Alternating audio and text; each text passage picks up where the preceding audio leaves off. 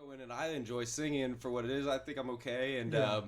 and I'll get in there and see somebody get up on stage and just be like, "Yo, I I might have to take my name off the list after that or something," because it's so awesome watching people get up there and just do their thing. Of course, I jump up there because I'm like, nah, I'm gonna jump up there, but yeah, man, it's crazy watching some people like coming out of the woodwork that you never even expect too. You That's could, what's dude, great. you could hear, I don't know, maybe some country ass dude singing Tennessee whiskey. You could, a couple of queens go up there singing It's Raining Men. Right? No diggity. I did like Sweet Transvestite 3 weeks ago. Yep. Yeah, it's so freaking entertaining. And I just started that off just to break the ice, Yeah, whatever. And for sure. it's my podcast, and I get to do whatever I want. But I like it because, and this is something you may relate to or not, because you're balls deep in acting right now and just performing Yep. and this and that. So for me, with volleyball, which was my escapism for such a long time, when your escapism becomes your career, and if it's 24/7 and everybody's into it and it's just back and forth and just that all the time. Some people can handle that because they're insane, and I was for a while. Sure. And some people, you need a new escapism. So my escapism was karaoke because, I was in the BFA program at Marymount Manhattan. My degree's in acting. Yeah. And yeah, that's why I enjoyed it. And that's why I brought it up. What brought the on the escapism? What did you feel like? It was just being that through like full on everyday balls deep into it. You just needed that other thing to get away. I think because in your career, there are things that go good in your career and things that go bad. Oh, sure. All right, so everybody says you got to handle the good with the bad, and that's cool. But my question is, how do I handle the bad? I go sing karaoke. If it's good all the time, every day, 7 days a week, guess what? Fuck karaoke. I'm here editing a volleyball video. I'm watching. She knows. I moved here just to do that. I was when I was in New York, I was doing 5 different things, and eventually just didn't really succeed in any. Yeah. Because sometimes if you're too spread out, unless you're good at everything, and I just wasn't great at everything. I was an NCAA coach. And I've turned lemons into lemonade, but I didn't win a title. The closest I got was the Final Four. I was a high school coach. Still pretty good. Yeah. Yeah. So, it's still better than most, but for those guys like you and me that are driven, and you move here and everybody's as obsessed as you. Just when you think you fucking met your match. The guy who lives next door to you has been doing this since he's 9. From playing to playing college, to coaching club, Absolutely. an assistant coach NCAA, and then in the AVP or whatever. So everybody, you kind of met your match, and everybody's so fucking insecure sometimes. Yeah. And you get caught up in this validation game, which I swore I would never do when I got here. And then sooner or later you get caught up in it because everybody's like, "No, I'm not interested in that guy. I don't want to hire that guy. I want to hire this guy who I know has like half the experience I do." And I'm like, what the fuck is this problem? I did this for 21 years. I did this for 30. I've got and I'm all like, this and I'm experience. Wait a second. No, but I'm like, guess Guess what? Guess what I just did? But guess what I just did? I'm validating myself, and I become what I despise. Yep. So my escapism, karaoke. So Which I've heard before in from a couple different people too that it's good to have that too. To have that thing that you can get away from everything else and just like be in a place where you could just let it all go. And I've heard from other people that singing is actually a great way to release endorphins. It's a great way to just get yourself out of your headspace. They say that singing actually will help you like decompress and take I don't know, just that in and of itself, like just to be able to decompress, take away that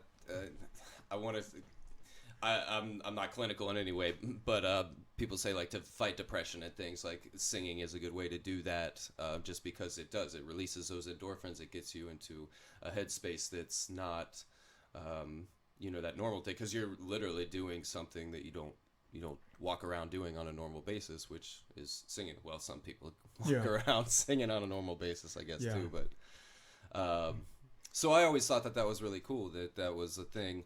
And I always found that when I'm singing, it raises my energy. And so that was, as I kind of got more comfortable singing, because karaoke can be scary when you first go in and, you see it. And, but once you get comfortable with it and start going, just like anything, you start to settle into it and enjoy it. And that's what I love watching other people go through, especially as we go in week after week and see familiar faces or new faces that keep coming back, and you're watching, and you're like, oh, they're getting better. That's awesome. And we also have great spots that we have a good community of people who are very supportive as well, which is why I keep going back too, because I love the people we hang out with while we're there on those weekdays or weekend days. And yeah, so it's just really great, on top of me feeling awesome when I'm up there singing too. No, So. you definitely echoed the sentiment of the collective people who actually go there. Like, for a lot of people who don't do karaoke, this is there's three cool things about it. If I can consolidate it, the 100 into three. One, I can go there without a friend and have friends there. Mm-hmm. I can go to a new karaoke spot without a friend, sing a song, and everybody's my friend. Yeah, We make friends like there. that. Which leads me to my second point. What you said, and from escapism to your outlet to just emoting something. The cool thing is you have something to say. You have something on your mind, and you put it through a song, and everybody gets you. Mm-hmm. And everybody feels you, and everybody cheers you on, and you can suck.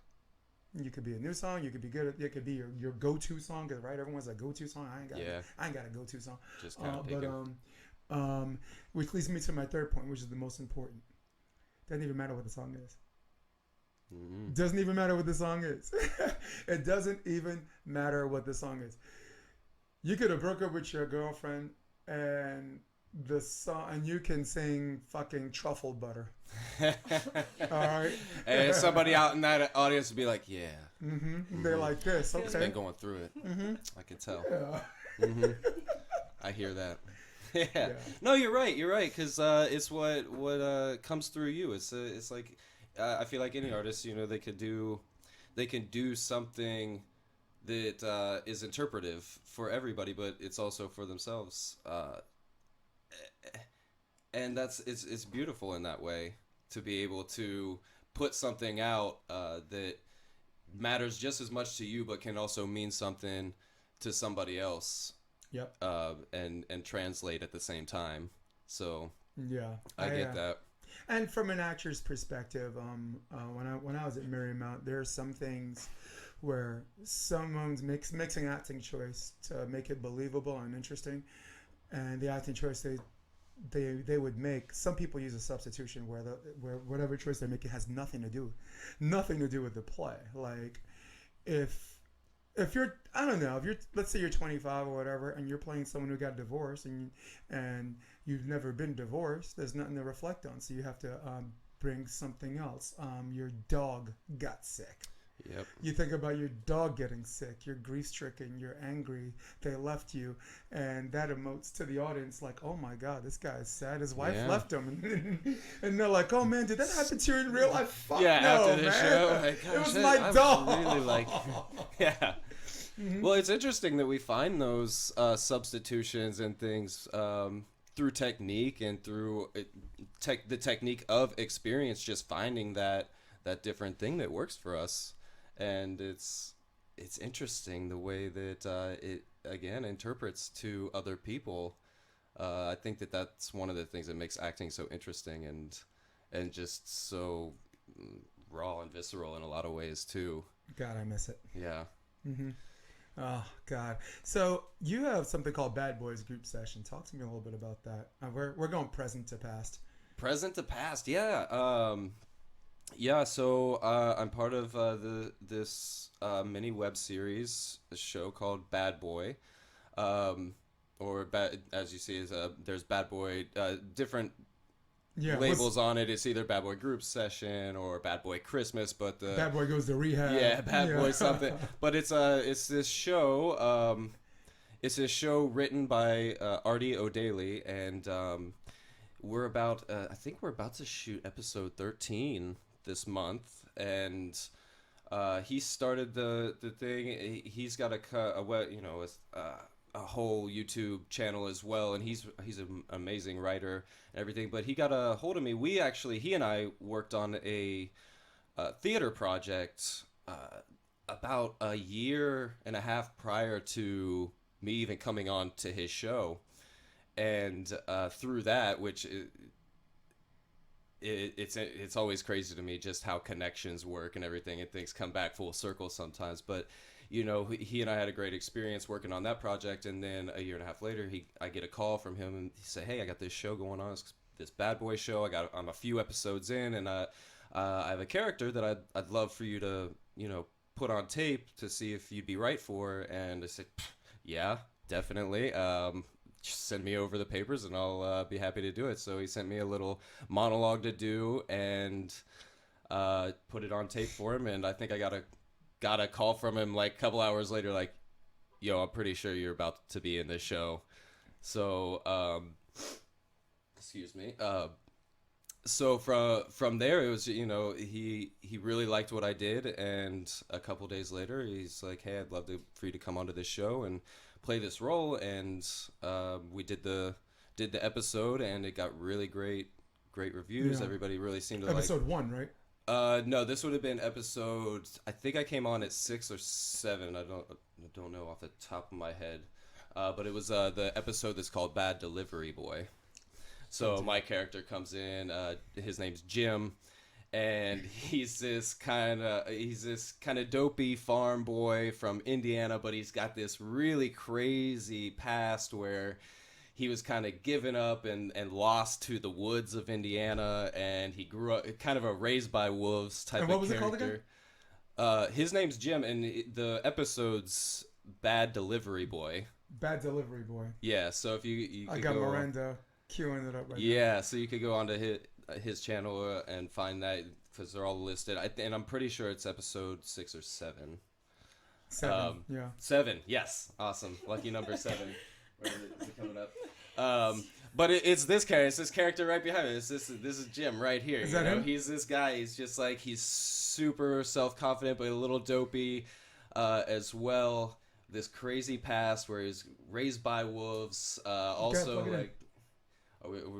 I didn't order food. It says this is for Daddy. Scott. Daddy Scott. Oh, I see. First name Daddy, last name Scott. Nice. Should I just put it anywhere, bro? What? No, I didn't order. Hi. Hi. I thought you were gay.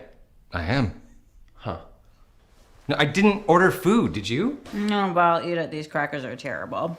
Oh, I see. Great writing out there. Is this one of those deals where you order food, so I come in and you drop your pants and try to hook up with me? Because if it is, that's cool. But I'll still expect it to. It's not. Oh, yeah. All right, that's cool. We go from there. Oh, my gosh. That's a good scene.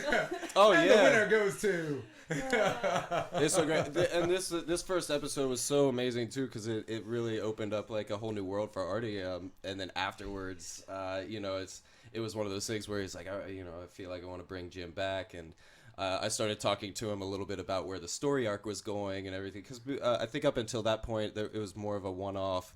Every episode had a new bad boy coming in. And, he has a great following. The viewership on there, it's great, supportive viewership. Like 27,000 subscribers. Yeah. I mean. So, and so I started talking to him. I was like, hey, every episode is so great. But me even watching them before coming on, I'm sitting here wondering where this is going. So do you have a story arc planned? Do you have an idea of where these characters are going? And he told me he did. He just hadn't quite figured out where, how to start that story arc, or at least that he wanted to start doing the story arc more. And I just told him, I was like, well, hey man, if I could be part of that story arc in any way, like please bring me back, because I love the show, I love the writing. Yeah. It's so much fun to do. Yeah. And next thing I know, I'm getting the second episode that I'm in, episode 8, and from there we filmed now five episodes, and we're up to getting ready to film what is the 13th in the season, and 12th or 13th again. Don't know off the top of my head, but I'm still going. But still going. So and yeah, I just think it's great, and it is the story arcs now, bringing characters back that we've seen before, as well as following along with Jim's story arc and Artie's main character, whose name is Scott. Yep. His story arc as well, with this Jim character and all the other characters that come on back and come in and play their roles as well. So it's interesting, and the thing is I don't know where it's going either. Every episode is kind of like a new piece of information for me, and it's so funny. And this new one that's coming up is in my opinion, one of the funniest ones. It's got a lot of physical comedy, and I think the viewers are really gonna like it as much as I'm gonna enjoy filming it. So. Oh, that's great. Yeah. Oh man, exciting times. Exciting times for sure. Yeah, and the work you put in, and see the fruition, and see the appreciation of that. That's yeah. It's comparable to almost any profession. I mean, I was talking about volleyball in the beginning, right? So yeah. Well, and you know what's this was one of the first projects that I've been a part of where I had where I got to start. You know, I've done a lot of things, but. A lot of times you go in and let's say you do a commercial or you're doing a little short film, you get that one chance to get that character. And, you know, as you say, working in film is a lot different than working on the stage, whereas stage you have 6 weeks, you have a long rehearsal period time to sit with that character, build that story arc, get that depth to that character, where sometimes I'll be doing a film project and I'll have 3 days to prep a character. Not only for auditions, but sometimes for the actual project. Okay, yeah, you're gonna prep the character for the audition. We love it. Cool. We're filming tomorrow. Get your stuff together. And I would love to know the time period where that whole film and like the process and you preparing this character turned into this lightning in the bottle thing. Right. You know, I'm not just an actor. I studied the fuck out of it. So, and if you go back as far as the black and whites. Mm-hmm. Like, I'll give you an example. Key Largo. Yeah. It's Humphrey Bogart, Lauren Bacall, Brooklyn Girl. Mm. Edward G. Robinson. He won like Best Supporting Actor. He was like the best. And this basically, and I'm getting somewhere with this, but this basically set the whole premise for Good Guy, Bad Guy. You watch Die Hard. You watch like some of these movies now. Yeah, it was the first. It was like the measuring stick in which all of them are compared to. But everything proceeds circling around. They met in Bogart's apartment, or Betty's.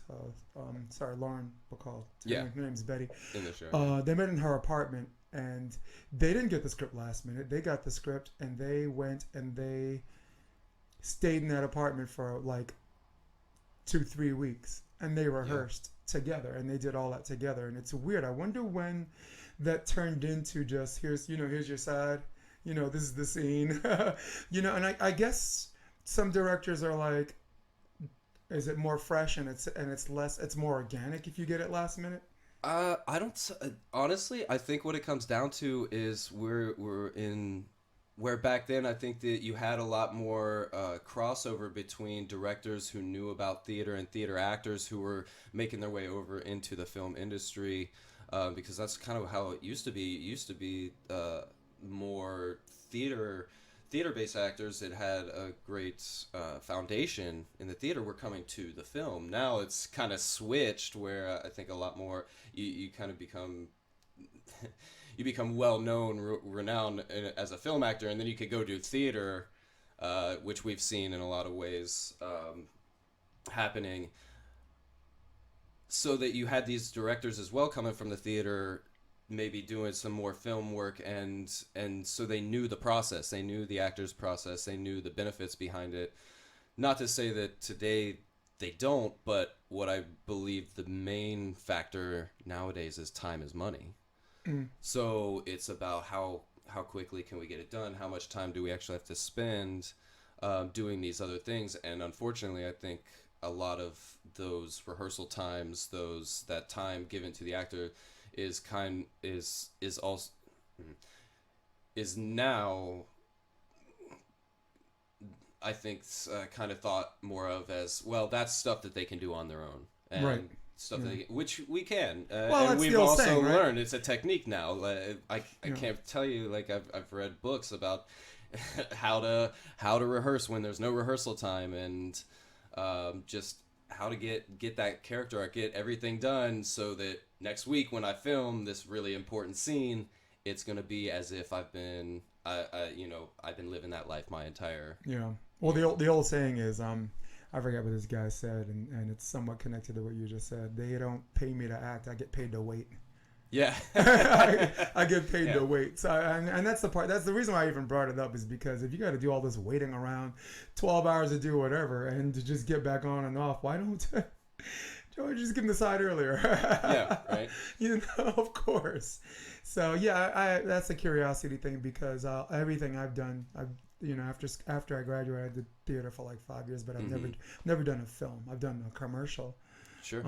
For Italian television and this and that, but and I do know the things that make sense. Like Lauren Bacall once said, the one thing she learned from Humphrey Bogart that helped her as an actress is the audience is always one step ahead of you. Like, if someone has a gun near your face, they already know you're afraid. You don't have to make faces, which separates film from theater. Like I get the camera on me. Like, if I'm doing a scene and if I'm curious about something, I don't have to, like, theater, you're going to do this. But film, you can do this. Watch my eyebrow, just, and, it picks it up. So it's one of those things that, it's a basic teaching tool. And I wrote a paper on her, actually. Yeah. I got an A for it because I used her. I used a 5-question interview with her. I was able to get an interview with her. Yeah. That's incredible. Yeah. I worked at a doctor's office that was like the doctor of the stars. So, this is a fun story too. Yeah, time to jump off. Wait, time to jump off the cliff. All right. And I'm taking you with me. I'm there. So I'm working at a doctor's office, and I'm taking acting for the camera just as an elective supplement to my major. Okay. And they're like, you have to write a research paper, and you have these actors to choose from. And Lauren Bacall was on, and I was like, I'm ready to throw it down. I'm like, I want this person. So she comes to the office for I think a flu shot or a B12 injection or whatever. And I said, Betty, I'm writing a paper on you. I said, I want a 5-question interview. And she looks at me and she's like, got any drugs? So I reach in my thing and I pull out this bag, right? And I said, I got your drugs. And she's like, you got Allegra in there? I'm like, yeah, it's in there. She's like, you got Nexium? Yeah, it's in there. So she walks away and she comes back. She's like, I need Lipitor. Is that in here? I'm like, it's in there. She's like, oh, fine, call me. So I didn't want to call her. So what I did was I got her assistant and I faxed her the 5 questions, right? Okay. So a week goes by, nothing. 10 days, nothing. And I'm like, all right. The good thing is I got some time to write it. So, and I knew she could go another way. So, and I do my best work last minute anyway. So, let me just get the basics. Let me use Key Largo as my foundation. Mm-hmm. And then she comes in, didn't know she's coming in. And she comes in and she sits next to me. And she pulls out this piece of paper. So, what's the most important thing I learned? And I'm just like, Where's everything? Yeah. Fucking. Wait.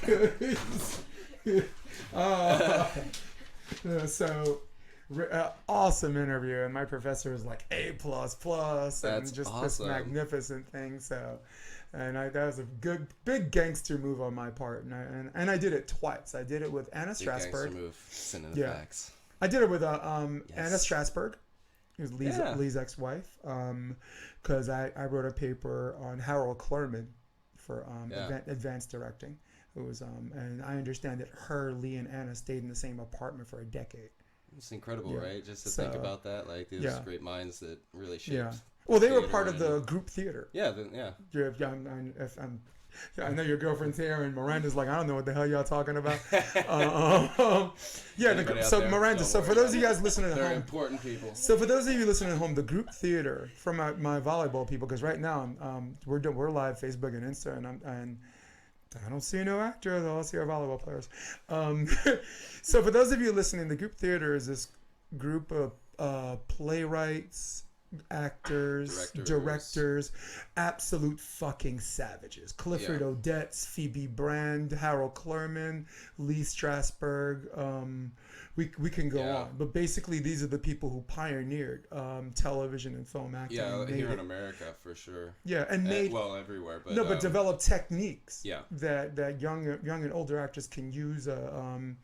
I don't know if it's a gym for actors. I don't know what you call if you call it that, but something we can exercise and do our acting curls. You know. Yeah, exactly. So. Yeah, starting those classes and everything, and that they all stemmed from the classic Stanislavski system. Yep. As well, but then kind of did their own thing with the group theater before.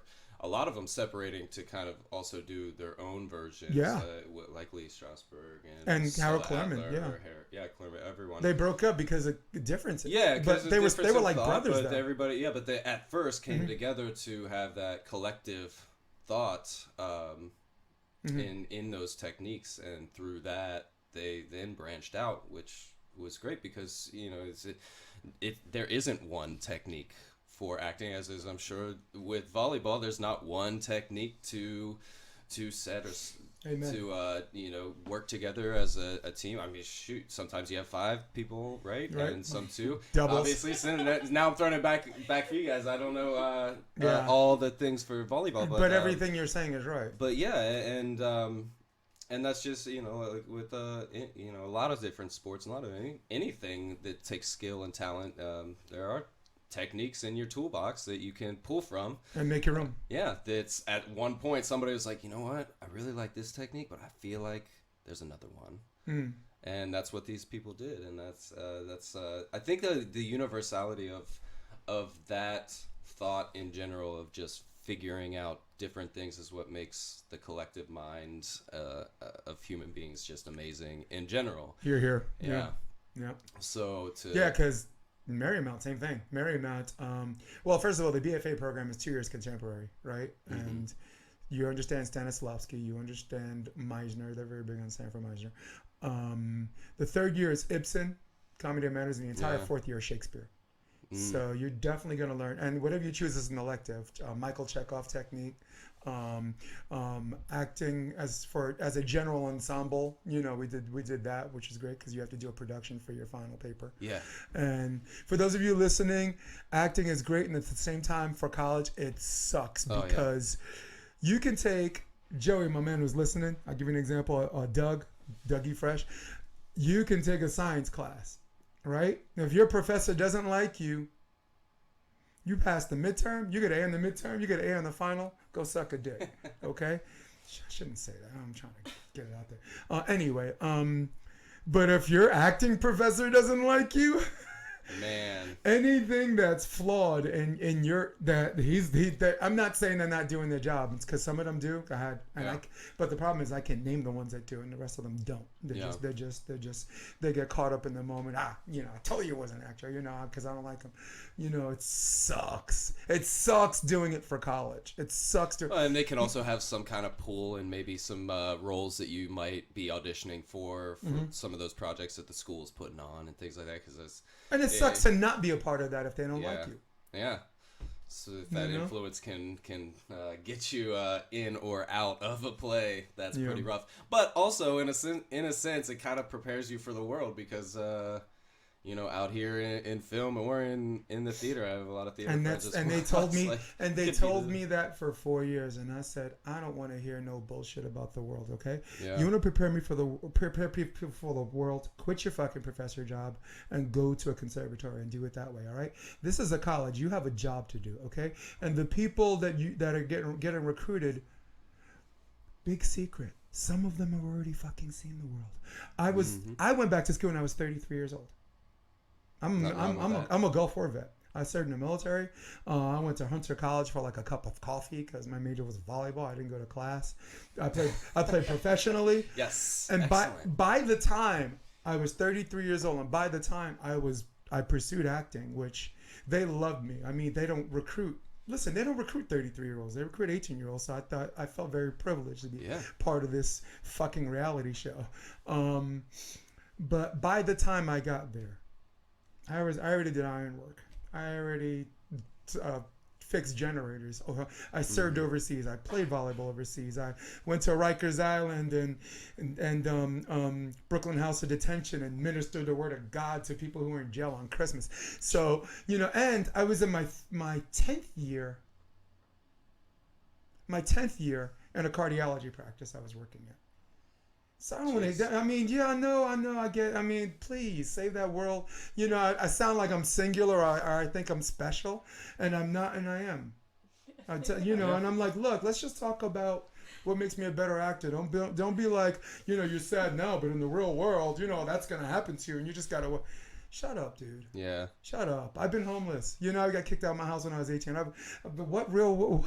Is there any in New York City at that? Is there anything about the real world that you're gonna say that this is where you're trying to use things outside of acting, the general blanket of disappointment and conquering your demons and being thick-skinned that I don't already freaking know. With respect, do your job. Yeah. So I had really good professors, and I had one where I'm like, damn. The first day of the class, I'm like, this one, and we look at each other and we say the same thing. We say, this one gonna be a problem. You. Yeah. Immediately, yeah. So listen, I'm sorry, I went off on a tangent. It's fine. What are the more interesting people you met in the theater world? Any fun story that comes to your mind right now? In the theater world? No, film. Theater world. Interesting people. Everybody, man. No, legitimately, like everybody's who works in this industry. They're all artists. They're all creative minds in their own way. Whether it's the makeup team or the effects team, the lighting team, to camera, every aspect. Even it's all a team effort, but individually everybody is putting their creative aspect into it, and that to me is what makes them just so interesting in and of themselves. And why I guess I say everybody is kind of that person, because I'll be over at the snack bar or something, what we call crafty, and you'll start talking to somebody, and most of the time I try not to be like, oh, who's this? Who are you? Like, what do you do? To put them on a level, because it doesn't matter to me. I'm just like, hey, how's it going? Having a banana today? Yeah. Yeah, I'm like having an apple. Yeah. And then I'm going to eat a big handful of Cheez-Its. Yeah, Miranda's smiling because you said something our last guest said too. Oh, did I? Yeah, our last guest, Phil Burrow. He's the only guy. I remember I told you he's the only guy to play beach volleyball on all 7 continents. Oh, yeah. Yeah, he and I complimented him, and I get the same sense about you. The same way you talk to a billionaire is the same way you talk to a homeless guy. Absolutely. It's the same language, and I pick people out and. Miranda, I get the same thing. Sorry. Yeah, you got to, and actually, I'm happy you said that, because that is one way that I try to carry myself, because everybody is just at the end of the day, we're all people, we're all human, so it's like I'm gonna talk to you like a human being, whether doesn't matter what somebody else might perceive you to be on some scale. It doesn't, like, there's no scale to me. It's just like, hey, how's it going? We're both at the snack bar having some coffee. That's it. Let's talk while we have a break in between work. As you say, as I'm waiting 30 minutes to do a 3-second shot that's going to be cut into the, whatever the show is or project that I'm doing. Yep. So that's, it's to me, like, that's why I say everybody's special, because it truly is that. It is. My first year professor told me, your reputation starts the day you become an actor, because it's such a small world. Like if you're you're an idiot, or like I don't know, I was gonna say dick, whatever, and since I already said it, if you're a dick in college, Soon, the person you're in acting class with might be a casting director someday. They might be a producer. They might be a director. And it's such a small. I mean, people think it's such a big world because there's so many of us, but there's only so many of us because we put ourselves in a bubble where we think everybody is, which is very synonymous with volleyball and these zip codes. Okay. If you only grew up here, volleyball is the number one sport in America. Sure. If you don't leave this bubble, all right. So, and people act. He said, be very careful because who you were, nice to or not nice to, people only remember that moment. So you could be a different person. You could be a better human being 10 years from now. And if they see you 10 years from now, and if they're a casting director, if they're an actor in a film, who are they going to remember? Mm-hmm. They're going to remember the person that they first met. Yeah. Whether that was good or bad. It was the cool thing was, and I'm circling the wagon. It was easy for me to be like that because I came in already like that. Yeah. There are two kinds of actors, and I don't mean to narrow it down to this false dichotomy because these aren't the only two that exist. There are actors who are nice because they're mindful of their reputation. Mm-hmm. And there are actors who are just inherently nice people. They don't have to try. And like I said, I drive off the cliff, but we climb back up. And that's to me that you always struck me as the latter. Which is why I was like, I gotta have this dude on my podcast. But nice just because, not because I feel like I have to be. Right. Yeah. There's a forced attrition thing. I appreciate that. Listen. And we talked. We've gotten to know each other week in, week out at the karaoke spots, and I'm really excited. It's cool how we've both progressed and gotten to know each other more and more, and that's the type of people that I also try and just gravitate to.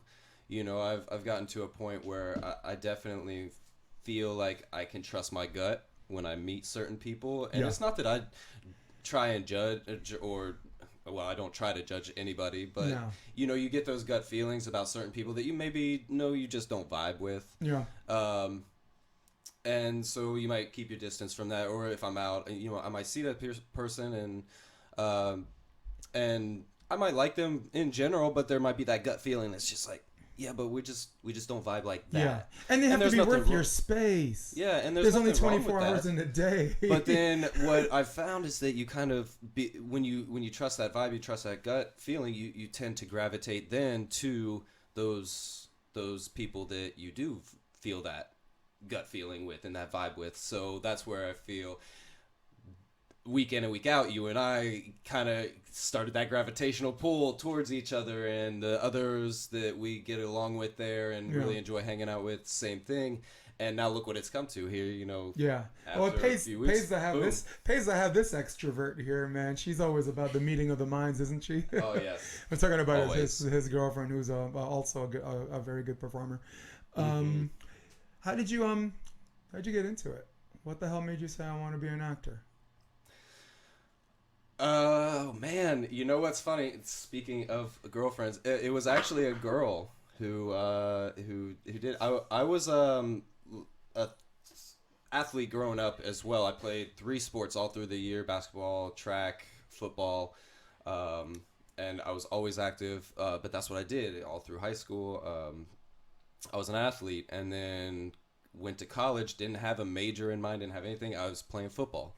Right. So after that first year, I was just taking core classes, 101 classes, whatever. And I had to take, an arts class, something, either music or theater or whatever. So, and I chose a theater 101 class. Well, the head of the theater department taught that class. And he was just a really cool guy that made it fun. But outside of the classroom, what we had to do was actual hands-on experience work with the theater. We had to clock something like 30 hours or something, where we're either going to see shows or we could do it all by working there. Which is a funny thing, because later on I found out, this is how you got free work from people, like free labor. They would say, hey, you clock 10 hours over here during our winter show, and we'll give you your credit, for those 10 hours that you don't necessarily have to go see shows or whatnot. You only have to go see 2 shows instead of 5 shows or something. but you got to come in here and do this manual labor for us, so you get the experience of what it's like to work in a theater. So I was like, yeah, I'm gonna do that. Because I'm gonna just get that 10 hours out of the way. That way I can ensure my C in the class, my average, There you go. so that I can pass and get this credit. But what ended up happening was I went in and I worked, and I actually ended up building sets for this Christmas show, and then helping with the load in, load out while it actually went up. And I loved it, man. I loved it. I was all of a sudden thrust into this world where I was behind the scenes. I wasn't even on stage at this point. I was just behind the scenes watching these performers get out there, and this team of people behind and on stage coming together to create this amazing thing. And then, of course, I went and saw the show itself. And it was just a Christmas show with Christmas songs and whatnot. But I'm sitting there watching all of it come together. And it just, to me, that was one moment where I was like, wow, this is something special. And then on top of working there, I also went to see a couple shows. And I actually remember, and this is actually current, because the first show I went and saw was Little Women, which just came out on film, and beautifully done. You see the one of the original films of Jude Law or something like that. I will say I haven't seen one of the original films, but this last, that's what I told Liz. I was like, I haven't seen it. She's like, you what? Good actor. I may not be the best versed in all the history of acting. Can't see them all. But there's a lot of stuff out there. But I saw Little Women on stage, and man, it moved me to tears. And this feeling that I got by the end of this musical, I was sitting there thinking to myself, wow, like, this is how this can make me feel. Like, how amazing would it be to make other people feel that way? And that was the first moment where I was like, this could be something I could be into. And then around the same time, working in the thing, I also had met a girl who was in the theater program as well. So I was kind of trying to, ego my way and machismo my way into her good graces. That by, I think, the start of my sophomore year, I came back from summer break, and I was like, hey, how you doing? I'm gonna be part of the theater program. What you think about that? And of course she was surprised. But this came from actually getting into it was I had to approach during that 101 class. What started it all? I went up to the head of the department. I said, "This is a kind of a funny story too." That after class I walk up to him, and like I am not like I might look more kind of theatery now or more like a artist of sorts, or actor. But back in college, I was 215, like pushing weight every day in the gym. Like, what's up, bro? Let's go get to the gym. Let's go out, have some beers after class. Like, skip third period, man. We're going out. 20 push-ups? Yeah. You mean with each arm, right? With each arm. No arms. That's what it is. Exactly. Figure it out. That's what we're doing, man. And here, like, there's nothing. I love me at that time. But and I'm not trying to judge me, but that's basically who I was back then. So picture that dude, right? It's basically Jim. It's basically Jim on Bad Boy series. That's who it was. I walk up to the head of the theater department after this 101 class. He just got done teaching all these people who don't want anything to do with theater about theater. And I walk up, I'm like, hey, I don't know, like, I might be thinking about coming into the theater department and, like, being a theater major. And I shit you not, this is one of those stories. He looks at me, and he's just got one of those looks that kind of, like, terrifies your soul to the core. It's in the eyes. Yeah, just in the eyes. Yeah, it's in the eyes. And he looks at me, and he literally just goes, you need to get the fuck out of my classroom right now. Wow. I'm not kidding you. Yeah. I think Listen. The closest to shitting down my leg that I probably ever came was that point. But I didn't even, and I wasn't expecting that response at all. And I think he could tell because he's like, yeah, you need to leave, like, because you can't be serious. I was like, you can't. You got no respect. And at that point, I'm bro. like in my corner. I'm like, all right, we got to fight our way out of this one. Let's do Yes. this. No, I am serious. I'm gonna hold my ground right now. Like, if anything, maybe that was the moment where I was like, this dude just scared the shit out of me to making sure I stand my ground and push forward through this decision I've made.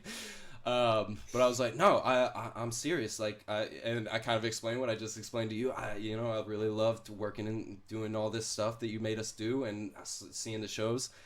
And it was like a 10-minute conversation of me explaining myself, trying to not sweat through my shirt. And he looked at me and he kind of there was that moment of turn and just kind of sat back and looked at me for a second. He's like, if you're serious about this, you come in on Monday and you have some office hours with me and we'll talk about it. And I pressed big sigh. Jeez. Oh yeah, yes sir, I'll be right in. Okay, thank you so much. Oh, I'll be my there. God. I'll make an appointment. All right, and I jetted. Yeah. But I followed through, man, and best decision I've ever made, because and just to follow up with the other story, like I did end up dating that girl. Yeah. One of the longest relationships I had. But really you kind of got a but- new girlfriend in the middle of all that. and yeah, life happened, and now I'm where I'm at. I mean performing. But the girlfriend being theater. So that's what the big love story was out of that, was finding that love of theater and creativity. And man, I'll tell you, when I first started, I was a nervous wreck. Like I've never had my palms sweat before. I never knew what that was like until my first acting class and getting up and performing for the first time. Because up until that point, like volleyball, like going out and perform, like you perform your skills and go out and play a game or a match in front of people, in front of these huge crowds. But you get up in front of a class of 7 other peers, and all of a sudden that's more nerve-wracking to the point where you can't you can't even control your shaking. Hell yes. And as much as I loved football, as much as I loved performing on team and being on a team and stuff, there was something about that feeling. And then fast forwarding to months down the road where I had my first performance. That first what solidified it for me, and that love for theater, was when I sat down, or when I auditioned for my first theater role. It was this Italian farce, and went through the whole rehearsal process. Hadn't yet been on stage yet to actually perform, but that first performance, where I had a supporting role, I came in pushing some delivery. I was basically like a delivery dude. I was in an eighth of it, no small parts, as we all know, as performers, no small parts. But my first small role in a big performance, and the moment that solidified it for me was when the curtain closed, the lights went black, we all got into our positions to take our bows. And those lights came back up, and everybody in the audience started clapping, and got that standing ovation. There was that moment for me where I was just like, wow, this is cool. I love how I feel, and I am now on the other side of that feeling where I was sitting watching Little Women when I was up clapping for those people who made me feel so great, to the point where I felt like I needed to stand and clap for them. And now these people are doing that for me and the rest of my cast that I'm a part of. And that was the moment where I was like, this is what I'm meant to do. What was the show? Man, what was it? It was called that's what's crazy is I can't remember off the top of my head, probably because I'm put on the spot. No, and also you're it's an eternity from then, from the you do it a couple of feels hundred like it. shows. You're like, what was my first sneaker? That was the thing. It had it's one of those things where it's like the show. So I remember what the show's about. I remember everything except for what it was called. But it was kind of like this. It's probably well known. But to me, at the time, it was just this offbeat Italian farce. Right. I didn't quite understand the comedy bits. I just understood what the director told me to do, and I was like, all right, cool. It's a fun little play, like whatever. Yeah. But I think the nervousness of it just being my first performance and everything, I was just trying to make it through. and see if this thing was for me. And well, that's kind of ironic that you say that it started with kind of a woman, because almost everything that I've done in my life where it's ingrained in my life started with a woman. Volleyball started with a woman. I'm not going to tell that story. I've told it 100 times, but eventually volleyball became my girlfriend. I kind of forgot about her, but it had a lot to do with respect for what I was trying to do to impress her.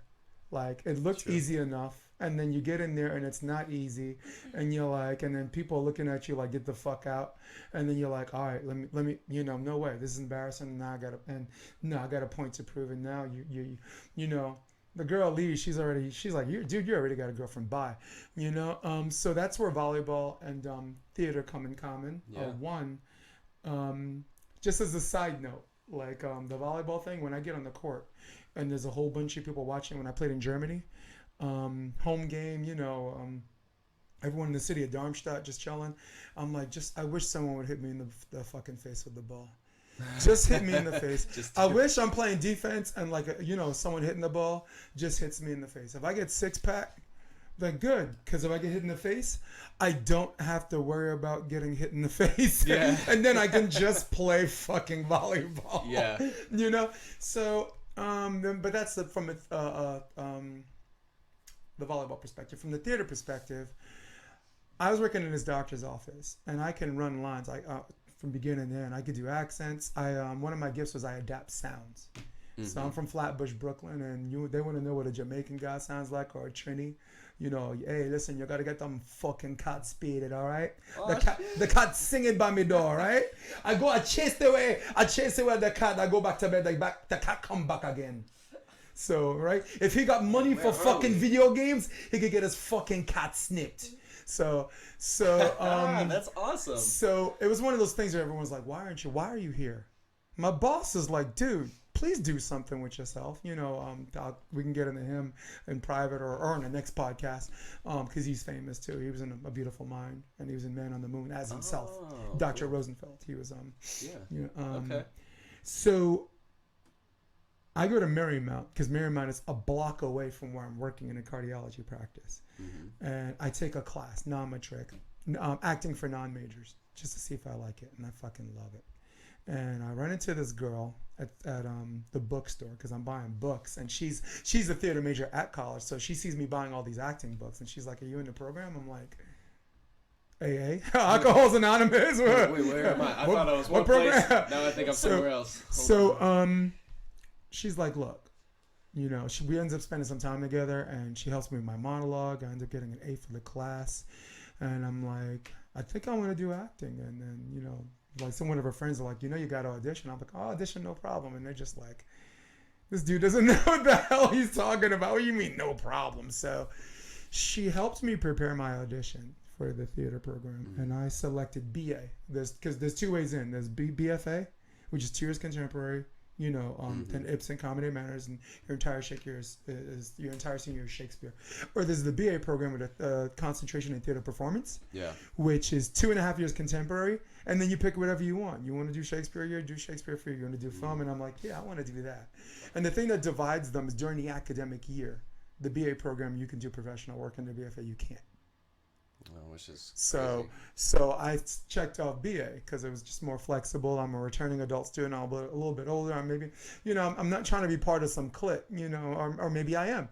So I go in, and the first part of the whatever, like I look at people auditioning for dance because they have a BFA in dance. Girl comes out crying, mother's hugging her, whatever. Oh gosh. Musical theater, the professor comes out. I can't take it anymore. The first 10 people, this is just ridiculous. This is rubbish. I'm coming back. And I'm just like, what the fuck did I get myself into? And this isn't even the theater auditions. This is just because a lot of people were trying to do the trifecta. Some were trying to do a combination. Sure. Like the BA program, and then their minors musical theater. And I'm like, what the fuck, yo? And then I'll never forget the professor. Her name is Elizabeth Swain. She got everybody relaxed. I just want everybody to tell me why you got an act, or why you want to be an actor. And that chilled me out because I was in the bathroom just throwing water on my face, trying to Eminem myself, you know. Like, remember 8 Mile? What the fuck, yo? They playing Mobb Deep outside. So, and I basically just told the truth. I said, look, I always wanted to be an actor, but you grow up, I have a blue-collar family. I'm not real. My father's an ironworker. My mom is a legal secretary, turned into a legal professional. Went to Fordham Law School. You don't talk about acting, you know. Yeah. You better get your ass a civil service job or something, you know, about acting. So, and I said, well, I don't live with him anymore. And everyone just started cracking up. And I did a monologue from a monologue book, which I found out later you weren't supposed to do. Yeah, whatever. And I used an accent, which I understand for the process they said you weren't supposed to do. So I wasn't very good at following instructions, but the strikes 1 and 2. But the net result, you're supposed to wait a month and a half for a rejection letter and exception. And I'm like, let me just. Fuck. Okay, good. I got shit to do. I got my job. Nighttime, I was volunteer assisting at Baruch College for their men's NCAA program. Let me just stay as busy as we can. And I can't fucking tell. Wait a month and a half? Should I stay or should I go? Yeah. So that was Saturday. Monday, I got a call. And I got one cell left on my battery, right? And I passed by the school because I'm going to New York Hospital. I'm going to Weill Cornell, and that's the path. And I run into her, and she's like, hey, and I give her a hug, and then my phone starts ringing, right? And battery's dying, and I'm like, and I just said Jason. The way I answered the phone back then, I didn't say how long. Jason. Like, you know, I thought I was so cool, I started calling out my own name. This is Jason. Oh my gosh. That's so funny. So he's like, hi, I'm looking for Jason DeBase. And I'm like, you reached such a man, I am he. And he says, he's like, never mind. and he said, hey, it's David Mull, the director of theater of Marymount Manhattan College. And I'm just like, strange you should call me now, sir. I happen to be in front of the building. And he's like, cool. He says, I want to talk to you. Do you have a couple of minutes to come in and talk? And I'm like, sure. And I hang up the phone, and she's like, who's that? And I was like, that was David Moe. And he's like, what does he want? And I'm like, I don't know. I hung up I'm like, he wants to talk to me. And she's like, about what? I said, I don't fucking know.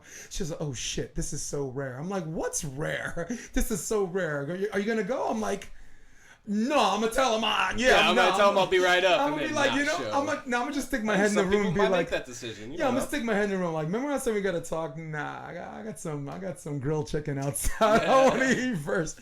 So I go in there, and he just basically said he noticed I checked off BA, and he wanted to know if I was interested in the BFA program, because it was easier to be in the BFA program and switch out than it was to be in the BA program and try to switch in.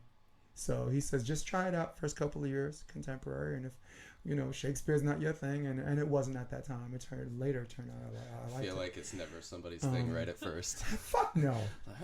Shakespeare. Come on, that's English. Man, my first time experience with Shakespeare, I was like, I have literally, it was in high school or something. I was like, I have no idea what I'm saying.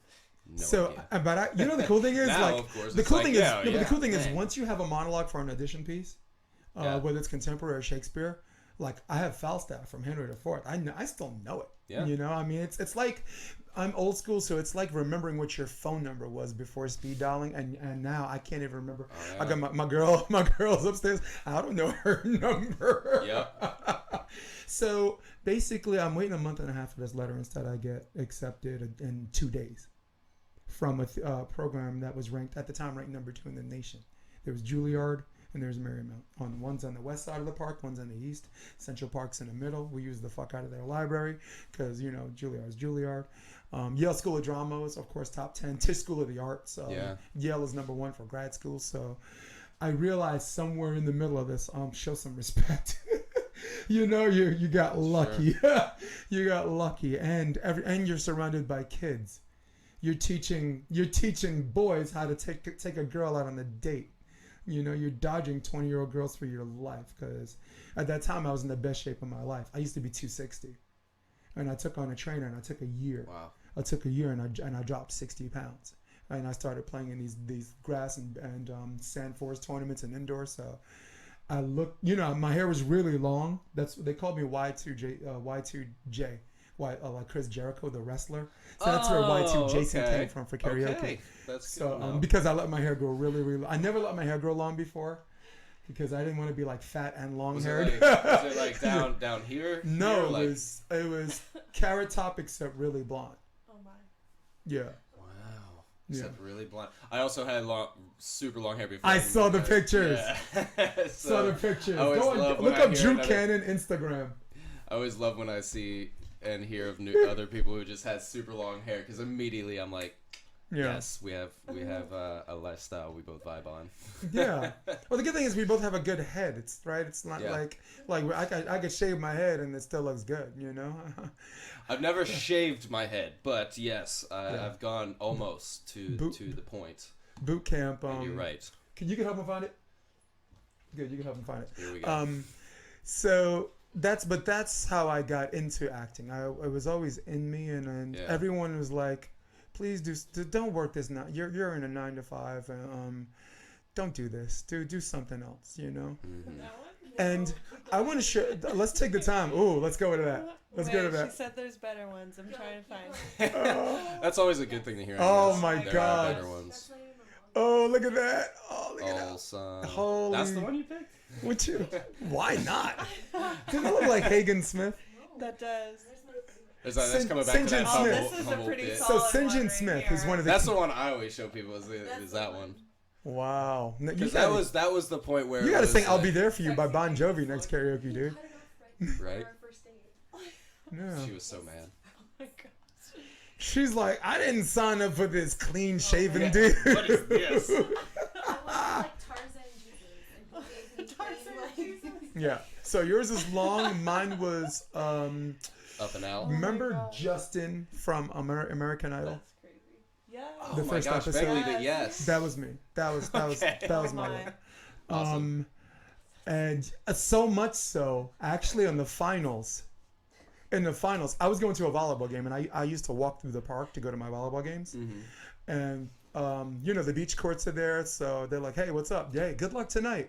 Good luck tonight. Yo, go get him. So people hear the conversation, and the people talking to me. I have a finals game for $1,000, like New York, like a league for volleyball.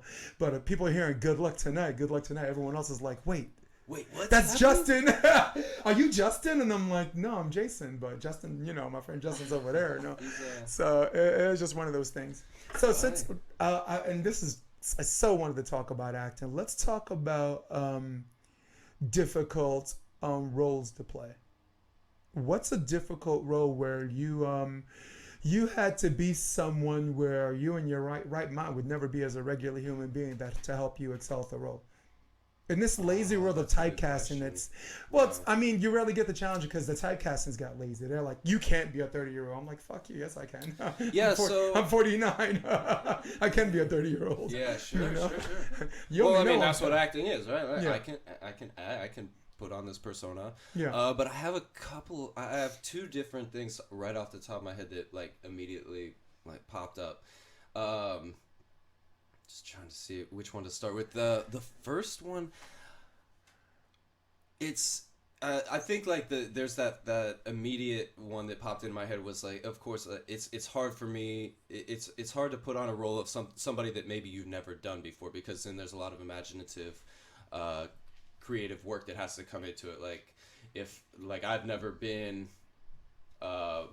lived in Antarctica as like a ice trucker or anything like that. So if I'm getting a role and I gotta live in Antarctica as an ice trucker, there's some research that I have to do and some imagination work that I have to do, especially like, let's say I live in tropical climate and I don't like the cold, or never have been cold before to those sub-degree temperatures. Like, okay, well, if I don't know what that is, how can I find, as we were talking at the very beginning, those substitutions that can get me to that place to accurately depict these things. So that's hard, something that's far away from you. And then I think the other things that really are tough and that we celebrate now because we are all, I think as a collective, starting to understand this, is the psychological aspect of certain roles, like with the Joker that just came out, or Very even very complex character. very complex character, or even Joe from Little Women, who's living in a time period where she's in a mindset that's different than most women of that time period, and to any suggests where it comes to that psychological depth of understanding with the role. I think that's where a lot of the difficulty comes in, and a lot of the skill that you can see from actors nowadays. When I see a role and I'm like, wow, that was really good, and I love that performance. Usually it's because that role, I'm watching the psychological aspect, not, oh man, he blinked at this point and that was perfect, or they cried at that one moment. It's not, or it's like Marriage Story that just came out. I don't know if you've seen Marriage Story yet, but there's a moment at the very beginning of the movie where the two married characters, Scarlett Johansson and Adam Driver, are having their conversation, and he gives her a note, and you could just tell. You can just tell there's something more behind what she's asking, and after he gives her this note, she walks away, and this tear rolls down her eye. And yes, it's perfectly timed. It's like, wow, we captured that moment. That's beautiful. But what's even more beautiful is the fact that she wanted so badly for something else from him, and she didn't get it. And walking away, that tear rolls out, but not because she wants to cry, but because maybe she's holding back that tear for so long, and that emotion is running so deep that's what I see in that moment. I was literally, I was watching, and I was sitting back in my chair, and that tear rolled down, and I was out, like, on the edge of my seat immediately, like, wow. That's all she wanted was him to just say, like, on her last performance, like, hey, something along the lines of, man, because I'm putting myself in his, like, man, all she wanted was you to just say, I'm just so happy that you're in my group, and that you put so much work into this, and I love you, and blah, all these things that you could just tell with that one tear was going on in her mind. And that to me is a really hard thing to accomplish, and when you see it happen, it's like, that's a skilled actor right there. Nice. And of course, being nominated for those roles. What character did you play that was challenging? Challenging thing. Well, so I guess I can, because I do have one other thing as far as, like, other roles that I think are just very tough, and they all do like, these are all different roles over time that I've been challenged to do. Off the top of my head, I think, and we've touched on Shakespeare here and there, I think Hamlet is probably that role for me. It's one of I actually do love Shakespeare, and not only because of the beauty and the language and the poetry, but because of the human aspect of this, and specifically Hamlet. I think Hamlet is a very detailed and in-depth analysis of what it is to be human on a lot of levels through all of his characters, but through Hamlet in the most ways. And that's one of the reasons I think it's been done so many times. And I have a small tangent, is I have actually done Hamlet, but kind of like you were saying earlier, you kind of have those things with different teachers and professors in college. My senior year, we were doing Hamlet, and I was just like, dude, it was the senior BA program. I'm the senior BA dude. This is it. I'm getting it.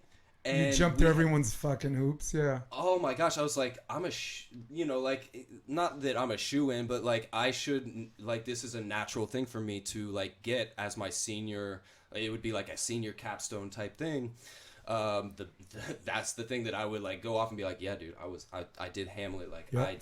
That was my study for my senior thing. Like that's what I did, and we had this young, like I'm 22 at the time, and we had this newer staff member who came on as one of the teachers for acting, and like an adjunct or faculty or yeah, he was a new faculty member, and Okay. he came on, and he's like he was in his 30s at the time and whatnot, and we're doing this, and over the summer, so we auditioned the like the year before, and then we have kind of summer break, and then we get cast for a lot of the shows coming up in the fall, and that was the fall show. Oh. So I had all summer to like kind But of it was a prep. senior and showcase. of course, yeah. So Yeah. well, we put on the show, the BA program. We put on the show. Oh, okay. But you got cast in the roles, Right. And it could be, and so as you are level wise, like I had worked my way up. I had paid my dues. I was like, okay, senior year, this is it. I'm gonna get this role, like because it's one of the biggest roles of the year. It's not gonna be the only role I do, but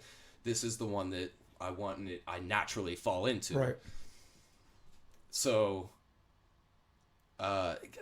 waiting all summer to get this casting, and I know I'm in. They're like, yeah, you're in, and I'm like, I'm in. I'm the role. Like, cool. That means I'm Hamlet, right? Yeah, that means I'm Hamlet. Awesome. This is gonna be rad. And they come to find out the faculty member is cast as Hamlet because apparently the role was the way they described it is that they wanted him to play the role so that he could kind of teach and be in it at the same time, and like we could learn through watching and being a part of it and acting with him, like as a professional actor and all of this other stuff that I was just like, okay.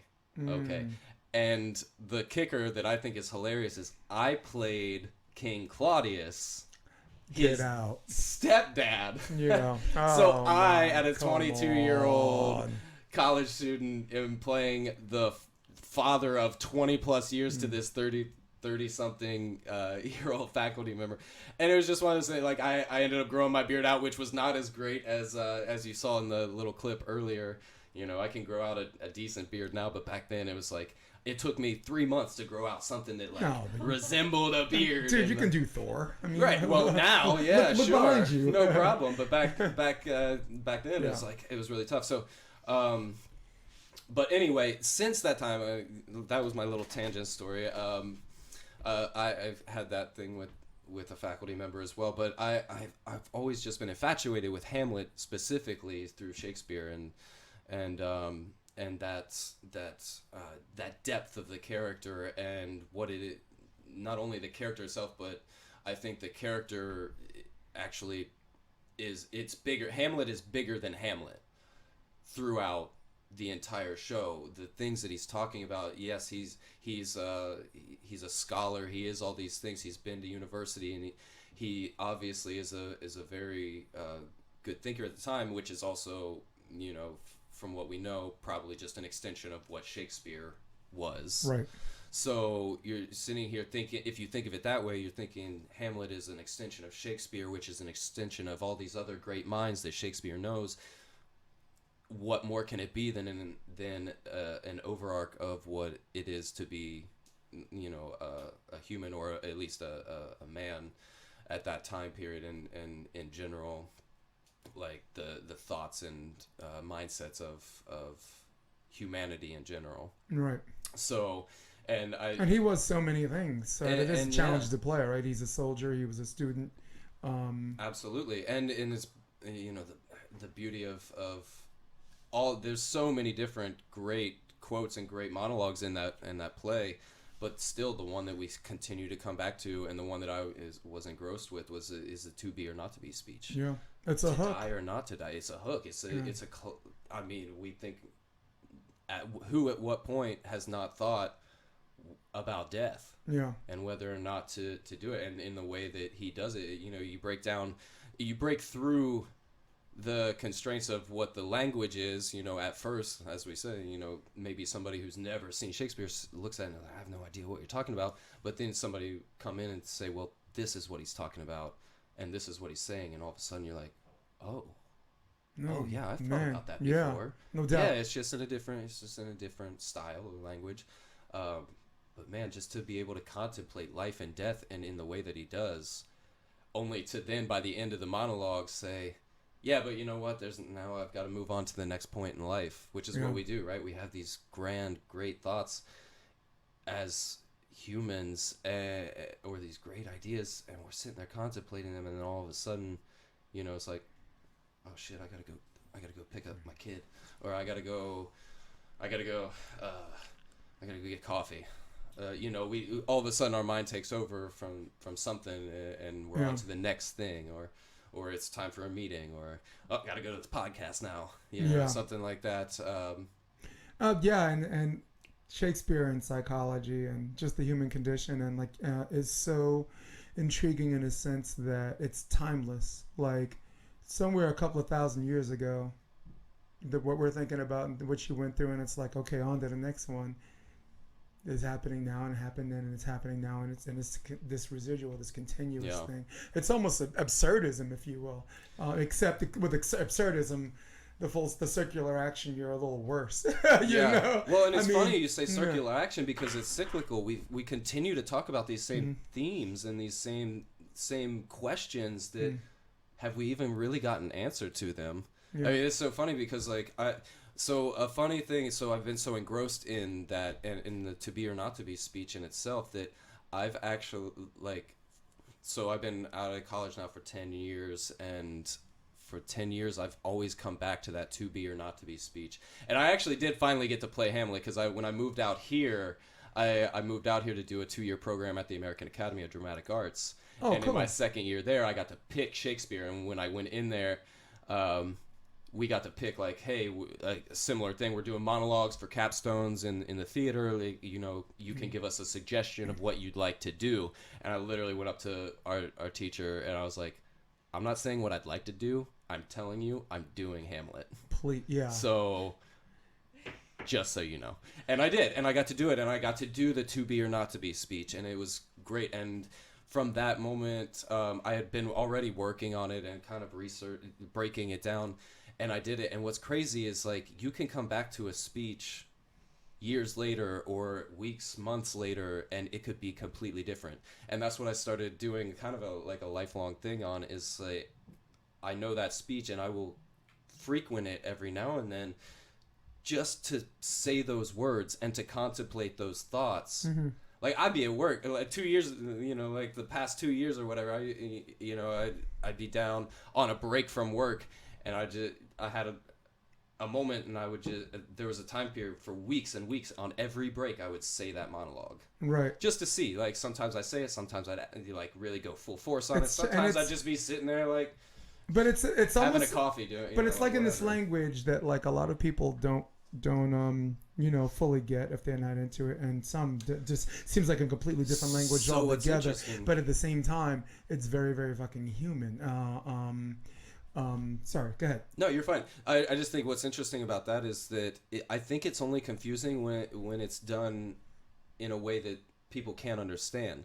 If you're on stage Thank you. and you're doing it, you can do a Shakespeare monologue in a very modern way, just the way we're talking. But the moment, I think a lot of people tune out when they hear Shakespeare because they kind of have a preconceived notion of what it is. Yeah. So the moment you come in, you're like, to be or not to be? Yeah. That is the question. People are going to tune out.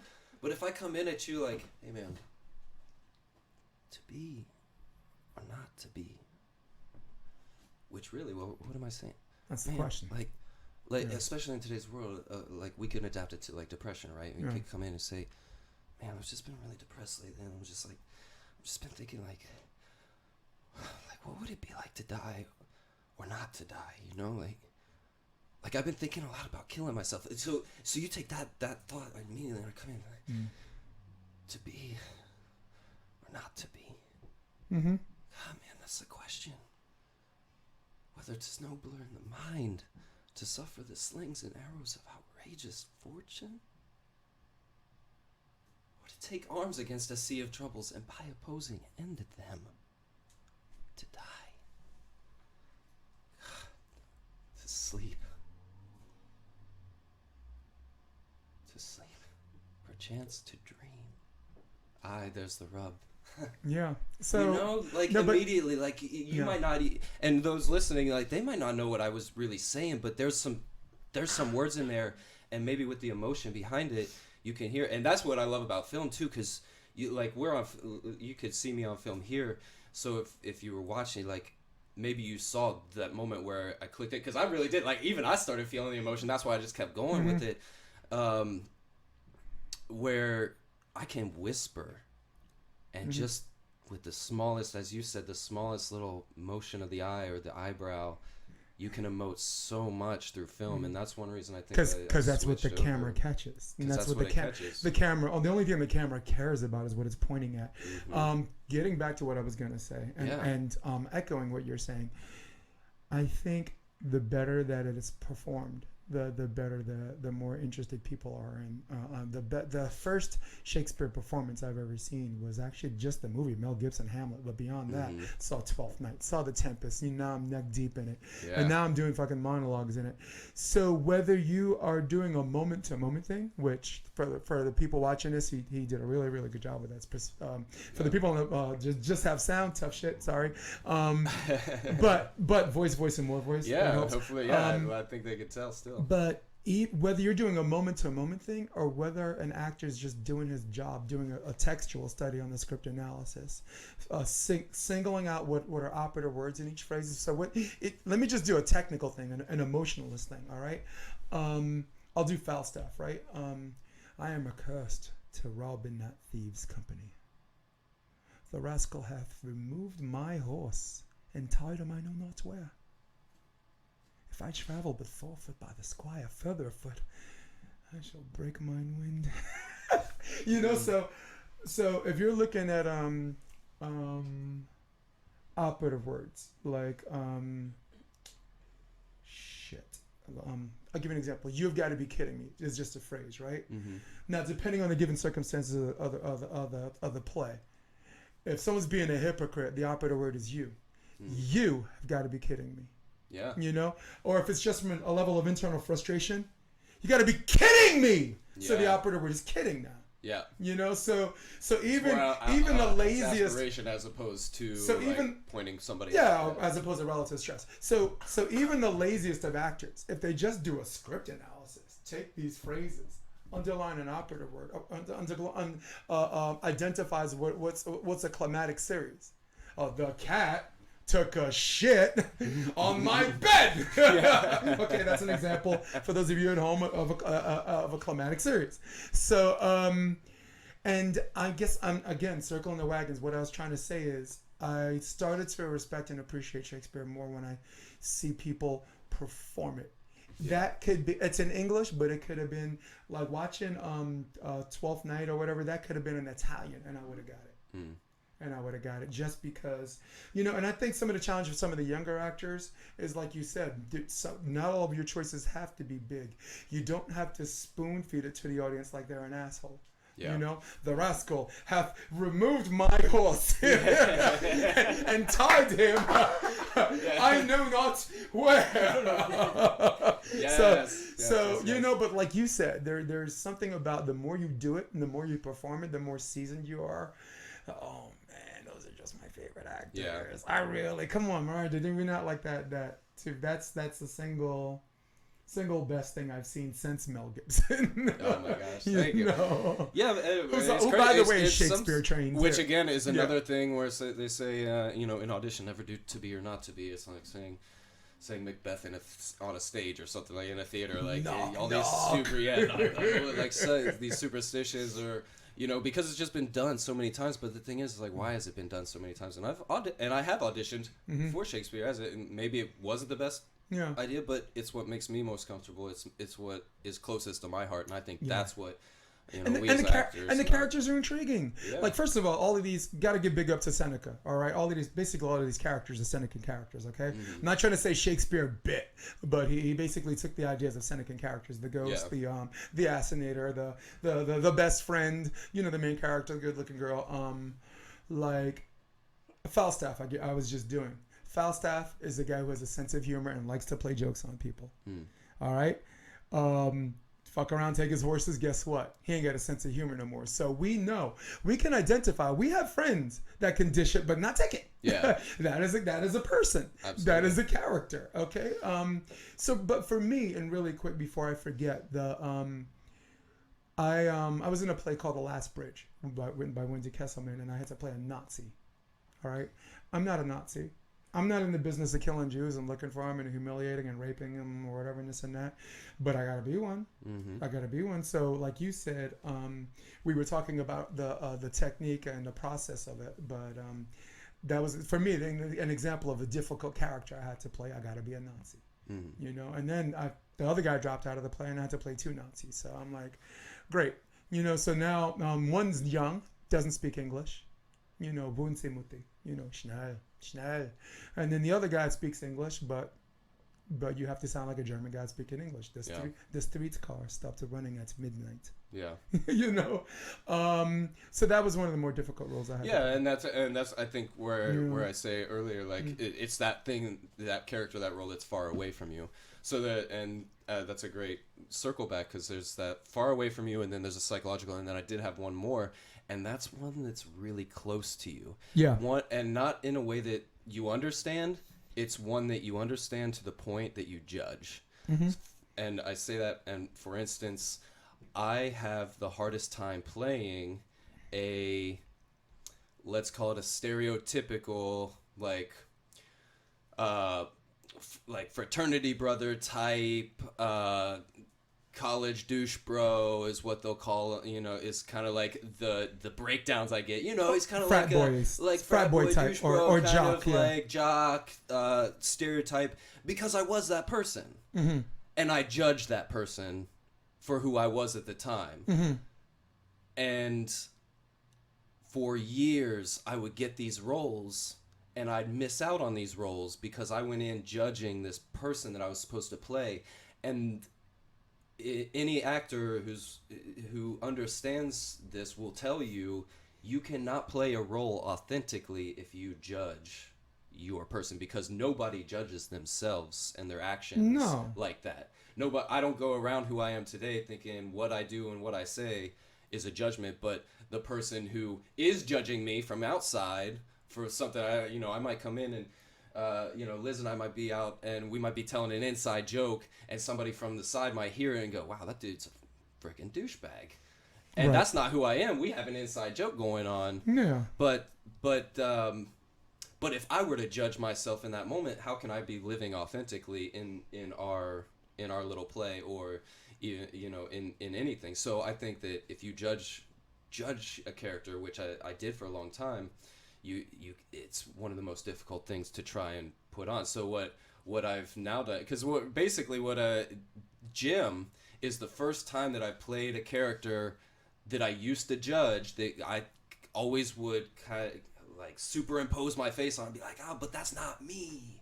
Well, no shit, it's not you, it's this person. Yeah. You are you, I am me, but I'm representing who this role is, and I need to do that authentically. Without judgment. And when I flipped that mindset in that way, it not only helped me in general, like with my own self, and my own self judgment, but with the way I saw the world, the way I saw other people, and I think it helped me become a better person in general. Walking through life, going, if I might hear something from somebody, like, instead of thinking, man, she's being real mean person, real bitch right now, like maybe that's not it. And now I might say, or at least think to myself, I wonder what's happening in her life right now that's making her act that way. Yeah. Like, man, maybe she's having a real bad day, or maybe she is like that. I don't know, but it's not my place to judge that person's actions. So translating that to roles now, I can now play this role of Jim, who I may have judged before. And I think it came at a great time, because literally I think around this time when I stopped judging those types of characters, that's when I got the call. Hey, I need you to play this character. And I was like, you know what? I can do that. I'm all in, yeah. And now, that's why Gary Oldman will always have work. Yeah. Gary Oldman. I'm like, half the films, I'm like, I didn't even know that was Gary Oldman. Yeah. Right? A dude just like in the Scarlet Letter to what was that movie with Chris Tucker, Bruce Willis, a little futuristic shit. What was that? Oh my god. Fifth Element. Gary Oldman was the bad guy. Oh yeah. Isn't it amazing? Wow. Gary Oldman is like a girl wearing makeup. She's not supposed to look like she's wearing makeup. You're not supposed to know he's Gary Oldman. Okay. Yeah. No, come on, y'all. I don't know. Man, I think the Fifth Element. I always think Chris Rock. I don't mean to in say that y'all movie. women or whatever because I don't do that. But some of them walk around looking like raccoons. I love that movie with Chris Rock in it. Sorry, Yes. sorry, I'm having. Oh my god, Kobe. Oh my god. I just love. I love shit, his Kobe 3 performance coming. in that. I love it. It's so funny. His physical comedy is hilarious. I mean, the whole fucking movie is great. But Yeah, when I think of it, it's immediately what I go to. Oh, okay, I also think in order for you to conquer these demons, which as a result make us better actors and also understand ourselves and understand people around us, there has to be a latitude from the audience to understand that we gotta let artists work. Before we got on camera, I told you I was watching Joe Rogan's episode, and Robert Downey Jr. was on the day and a half ago. He actually recorded a week ago, but I think they held off because Robert Downey was doing like the promoting a movie or whatever, and I guess he was hush hush. And he played the one. It was the one thing, and we're all in a room laughing because we all joked like a politician does like blackface at a Halloween party in 1979, and it's still an unforgivable sin because, like you said, human beings take that person and say from 40 years ago and say, oh, that's who you are now, which we all agree is unfair and disingenuous, okay, because it could be a different person. But flying under the radar, doing a movie in Tropical Thunder, Robert Downey fucking does blackface, and nobody gives a fuck. Yeah. Nobody cares. Nobody cares. And I wonder if it's because he was so in depth and into the role. He's playing like the psychological guy of a guy who wants to be black, identifies with being black, that just made him more understanding or I hate to use the word forgivable because I don't think artists should fucking apologize for shit. You're playing a role. You know, you got a problem, take it out on the writer. You know, we're actors. And I think the point I was trying to make is Robert Downey Jr. and the reason why he didn't get a lot of flack was because he's sending the message saying you got to let artists work. And then sometimes it's interesting and entertaining. Sometimes it's a turn off. But that's who we are as human beings, and you have to understand those people too. Yeah, I agree with that, and I think there's also a certain degree where, yes, the audience has to let the actor work, but at the end of the day, the artist can't be afraid to do the work because of what the audience might think. Right. And but what Sanford Meisner said about Polite. Yeah. Yeah. So, and I think that may be what Polite. he was also saying, Robert Downey was also saying at that moment as well. You know, with that, you just got to let the actors work because we're going to work no matter what. So, yeah, you got to check it out. It's an hour. It's only an hour and 12 minutes. Yeah, his episode's usually 3, but usually I started the podcast just because I was inspired by him watching him. So, but yeah, because that's you know, one of the artist's jobs is to be able to take these stories and tell them in a way that is interpreted by the audience so that they get a message, whatever that message may be, even if it's off from what the message might be intended to be. We're storytellers, and stories are meant to teach lessons, and those lessons take us into those next years and generations, so that hopefully we become better people. And in that, like what you said, that you know maybe he didn't get so much flack, which I'm sure he did. There was probably some things out there. Well, he said like, 90. Here's the funny thing. He said 90% of the black people that he was friends with and knew didn't have a problem with him. Joe was like, what about the other 10? He was like, well, yeah. that's right, but that's the thing, and that's the great thing about humanity in itself is like we're so different. There might be a problem if we all did agree on one thing, you know, or one. I don't know, like. What I'm saying is that there are people out there that might have a problem with it, but that's good. We need that other perspective so that we can keep the dialogue going and keep working towards those conversations and those Yeah. answers that maybe might not get answered, that to be or not to be. We might not ever answer the death question, but we continue to ask it and have the conversation. I believe there's a documentary out there called The Day That Laughter Died. It's Yeah. basically about comedians that were just killing it and selling out shows. And then somewhere in the early 90s to the mid 90s, the use of language and how they convey or whatever. People go to the comedy show and they find it funny. They do it in real life. It's not funny. Mm-hmm. You know, like if you ever saw Eddie Murphy Delirious or Eddie Murphy Raw, the word faggots. Faggots ain't allowed to look at my ass while I'm on stage, you know? That's why I keep moving around. I don't know where the faggot section is. You know, back then that was funny. Mm-hmm. But today, that ain't gonna be funny. Sure. Andrew Dice Clay, don't even get me started. Yeah. They look at this guy and like some of the routines he does. Let's say you fucking, I don't know, you fucking dog style, right? Would the kid pop out backwards? You know, I saw this chick walking down the street with a hump on her back. You was fucking dog style. So, but it's one of those things where Andrew Dice Clay is playing a character that's so over the top, that's so satirically funny, and the use of ridicule. And people are like, oh my God, Andrew Dice Clay, he's a dirtbag. I'm like, that's not him. That's not him. He's doing a character. The same way Will Ferrell did George Bush, like on HBO. Yeah. He's not George Bush. So, and that was just an example, and comedy's a very extreme it's like example the as far as stand-up version as of what far Saturday as, Night Live kind of does. Yeah. You know. No, but it's this extreme example of how you gotta let artists work. And I guess the reason why I still even tune in SNL at all is because every now and then they let artists work, and because it's SNL, people at least give it, you know, indulge in it and this and that. And I gotta see it again. It's a documentary called The Day Laughter Died. Mm-hmm. Like Chris Rock can get away with saying a lot of things nobody white or black can't say. Kevin Hart ends up having to apologize for what he said 10 fucking years ago to the Academy Awards. You know, you gotta let artists work. You gotta let artists make mistakes. You gotta make artists say, okay, that rubbed people the wrong way. I'm gonna go another route.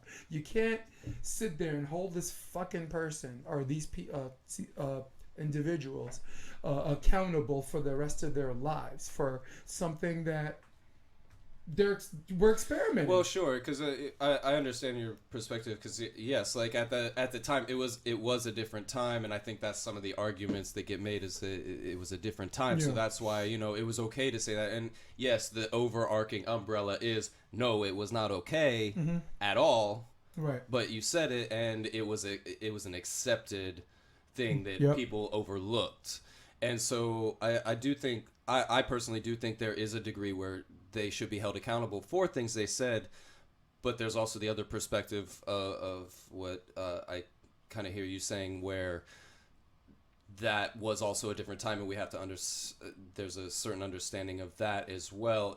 Depending on can they how far have they moved forward since then? Because it's like, I'm not the same person. We've talked about it a couple times. I'm not the same person that I am 10 years ago, because I've learned what does and does not work for me, what I do and did not like about myself, so that getting to the person I am today, I'm not perfect by any means. There's still a lot that I'm working on within myself, but I've also worked through a lot of things. And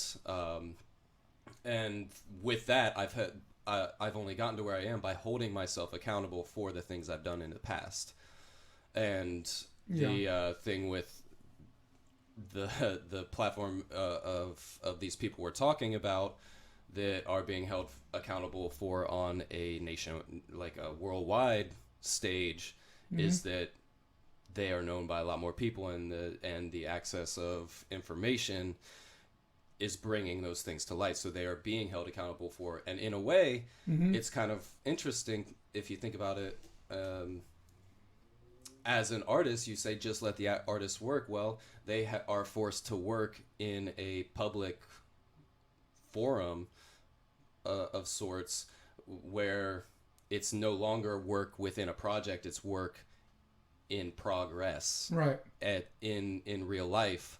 So the work should be for somebody on that stage, on that platform, to do what they do, where should apologize or something to show, hey, maybe to show that this is the direction that we are going as Right. human beings.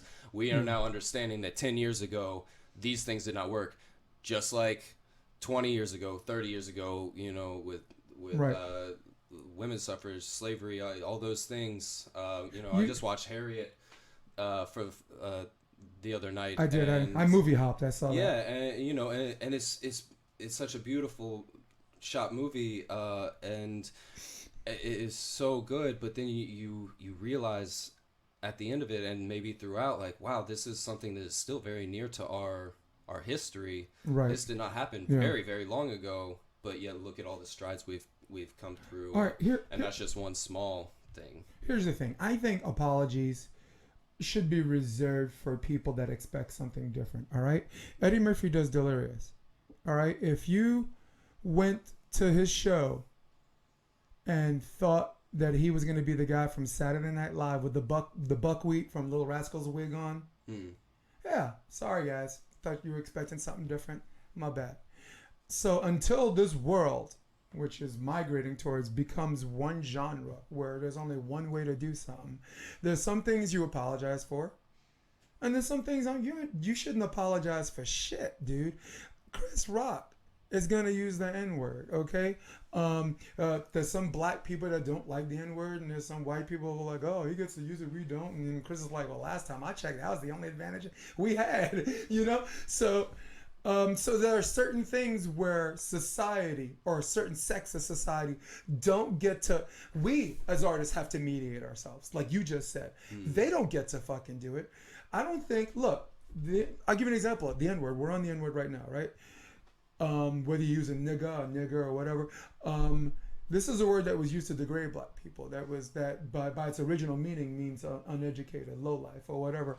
So these black people, as in certain neighborhoods, I grew up on Flatbush Avenue, found it a way to be embracing. So if they want to bury the word, or if they want to say the word, I don't think it is the role of societies outside of African American to dictate whether they should say that word or not. They don't get to do that. You know, it should be black people as a collective whole.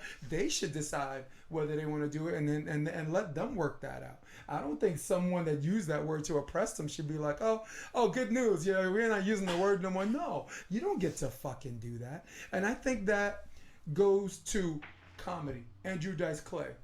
Guess what? That ain't Sesame Street. Ben Stiller. South Park gets to do whatever the fuck they want. They do every day what Chris Hart, Kevin Hart did 10 years ago. He felt like he didn't feel like he had to apologize. The apology wasn't authentic because he wasn't really sorry. He's like, I'm not that guy. Well, it's almost like there's like nowadays with animation, you could get away with it in animation because it's a cartoon. Yeah. Whereas I do agree to the extent of, you're right, they're up there playing characters. They're up there putting on this persona of this caricature cartoon. Why do you think Richard person. Pryor's stand-up survived so long? Richard Pryor, he's doing that in the 70s, and he's still funny. You know, Eddie, I just told you there are jokes that are funny then, that certain people, if you know Eddie, it's still funny because you're Eddie biased. And there's some people that if you've never seen him before in a vacuum, whatever. So then, but Richard Pryor, you could see him for the first time, never seen him before. Yeah. And you're like, damn! Let me ask you then, do you think that it could be because there's a higher level of sensitivity coming from most of the public nowadays, where because we have so many social media outlets, because we have our own personal soapboxes, like what is Instagram but a platform for me to put myself up on and go, look at this? 100%, and I'll tell you. And that sensitivity and the sensitivity of just being like, and my feelings matter, and my opinions matter, which is completely true. Okay. That was a rhetorical question. Yeah. Okay. Yeah. Sorry. Well, but that's the thing is, it's completely true. But also because I'm behind a keyboard or a computer screen, I can now push my opinions out there and start, which starts a dialogue, but then you have thousands millions of other people doing the exact same thing. It's no Yeah. wonder we have such a 90-10, 50-50, 30-70. Yeah. Ooh, I really tested my math there on that. Yeah. If I would have yeah. screwed up, They're somebody like, would have you- been like, man, this guy's so discredited dude, himself because he can't even math right. You count funny, man. You count funny, man. But You're- that's the thing. Like, Yeah. even in this little joke right here, we're joking, we're having fun, but somebody out there might have actually been like, I'm not going to listen to I'm the damn pretty word sure, he's saying. dude. We're 'cause he we're can't we're even- past an hour and a half, and I'm sure one of us has said something. You got your girl sitting in the corner. I'm sure she's offended someone just being here. Okay, she ain't even on camera. But it crazy, because, like you right? said, it's gotten to a point where people are looking for it, and they Yeah. think that their socialism is activism. Sure. You know, and it's not like symbolism or whatever. I'm not saying like a Me Too movement or whatever, but like symbolism and socialism to them has become activism because they feel like they've done their part. Can I give you a really funny example? Meryl Streep. I love laughing. Meryl Streep goes on this diatribe about Donald Trump. All right, I'm not a Donald Trump fan. I didn't vote for him. I'm from New York, so I got a different opinion of him before he even decided to run. So, so he's someone that always rubbed me the wrong way before he took office. Just the shit with the apartments and the racism. My mom's black, so we kind of went through. That's a whole nother story. Whole nother podcast. Yeah, no, about a vacant apartment's vacant. You come, oh, it's not vacant. You know, your boss comes, Yeah. he's white. Oh, it's vacant. So that's you get the gist of that story. Yeah. So I just wrap that up right there. Meryl Streep goes on this diatribe saying like if we don't let immigrants in the country, the only thing Americans will be stuck with is football and mixed martial arts, which by the way is not an art. So the next day I go on Facebook, right? Oh, man. And I say I didn't hear that diatribe, but I can already see. No, but listen, she said some very intelligent things, and I'm straw manning. I'm admitting I'm taking one small part where like Yeah. if Sorry, I you're didn't trying mean to but if you're trying to have something that's clever and that's well thought out, and you want your whole diatribe to be consistent with that, I basically said, well, she kind of missed with that for two reasons. One, and the NFL's global. So the immigrants are not. It's you know, we're playing in England, we're playing whatever. Second, anyone that watches mixed martial arts, even the most casual fan, like if just using the UFC as an example and not Bellator or the smaller promotions, if you look at all of their champions, like at the time, the 145 was Conor McGregor. He's from Ireland. Chris Cyborg's 145. She's from Brazil. John Jones, you know, is American. George St. Pierre was a 170-pound champion. He's from Canada. Mm-hmm. Right now, just use another example. Kamaru Usman's from fucking Nigeria. So if we didn't let immigrations in, we wouldn't have MMA either. So I just said that as a sense of humor. I said I think she struck out on that because she was trying to sound bright. So what happens? Because she's Meryl Streep and everybody loves her, and I do too. My fucking at the end of the day, I disappeared for 12 hours. My fucking phone blew up. Oh, it's called free speech, and I'm like, which protects you from the government, not from other free speech, Yeah. you dick. You know. So you got lost for 12 hours in the response Free from speech that. was They don't realize free speech is a double-edged sword, man. Yeah. Well, because here was my thought process behind that. Is that if you look at that, we use these platforms that we're on. She's on a platform that maybe mixed martial artists and football players aren't watching. So you think about the same type of techniques that Donald Trump is using, or other politicians or anybody, you know, that kind of knows how to manipulate the media. Yep. All she had to do was say that, because to me I was like, that doesn't even make sense. It doesn't sound like Meryl Streep. Yeah. But then you take it out of context of who she is. She's saying something, making a lot of good points, as you said, and all she has to do is say something controversial, and she reaches 12 hours of millions of people blowing up and reading and watching. But she's also that bit. begging someone to straw man her on that. On her, you know, she takes away from her diatribe when she gets mad about a person that doesn't know what the fuck he's talking about, and it's ironic that your criticizing the man that doesn't know what he's talking about. You don't know what you're talking about. Mm-hmm. which by the way is not an art. That's I mean, why are you? I guess what I was trying to say, she struck out because she took it out on people that didn't have anything, hardworking professionals. But People want to respect her craft, right? Yeah. Look, I know a lot of people that go to movies. They don't want to see Meryl Streep. She's fucking boring as fuck. To me, she's my favorite female actor today.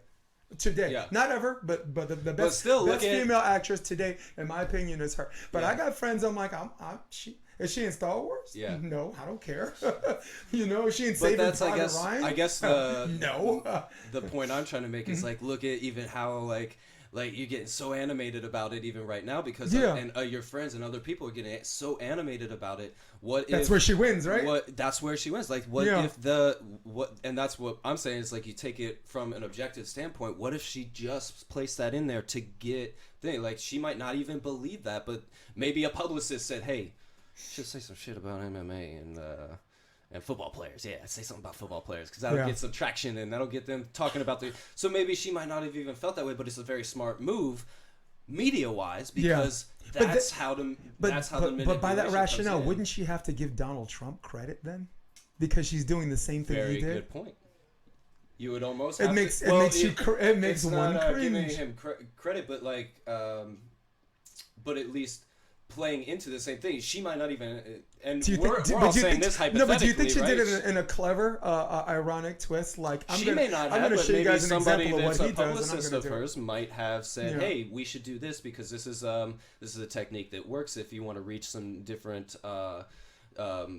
If you want to reach some different viewership or different people, then let's do it in this way where you place it as a joke that you can still play it off, but then at the same time you're going to cause a lot of controversy, but at the same time getting a lot of people hearing your message. And you're going to have a lot of people that don't watch her movies. But isn't that, like you said, a credit to what Donald Trump does? There's one thing that happens. He's trying to say a whole bunch of stuff to whatever, and I don't follow politics a whole lot, and I hear a lot of stuff, but when I do hear things, I take it at an objective standpoint to try and say, okay, now how would if I were in that position, why would I do that? And it worked. And you know why it worked? Because I'm someone that likes her. And you hear my level of excitement right now. Yeah. Can you imagine someone that doesn't like her or dislike her? Like MMA guys, they only have cable to watch sports. Yeah, okay. Know who she is. They don't know her. They know they know Meryl Streep. Who's that? Yeah. Meryl Streep.